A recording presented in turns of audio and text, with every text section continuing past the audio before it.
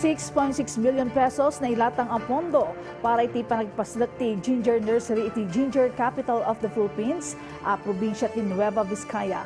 Kabiatan na talugasot a person with disability may payan iti tulong pinansyal, baban iti pinansyal at wenno probinsyal a gobyerno ti Cagayan.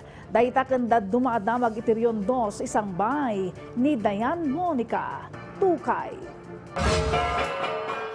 Iti Cagayan, inyasuwat ti probinsyal a gobyerno ti Persons with Disability Scholarship Program asag sa nga pulo nga scholar ti maakomodar tunggal munisipalidad.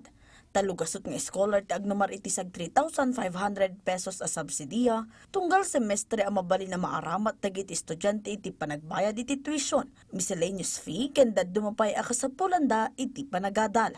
Makita iti screen ti QR code a mabalin nga iskan, tapno maamuan dagiti requirements sa kasapulan dagiti agrehistro, ken tapno lalo ang maturusan dagiti benepisyo ken pribilehiyo ti tunggal scholar.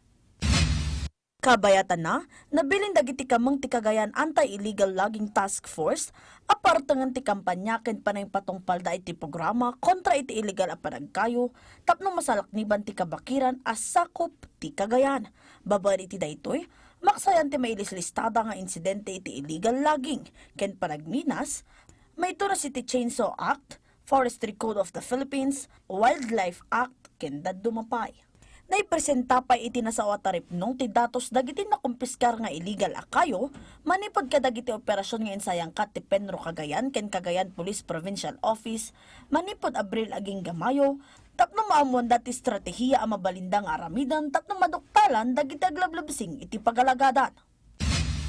Iti Nueva Vizcaya, indeklarati Department of Agriculture ti probinsya kas Ginger Capital of the Philippines ken makaawat dagiti manalon ti kanayunan a suporta iti sidong ti ahensya.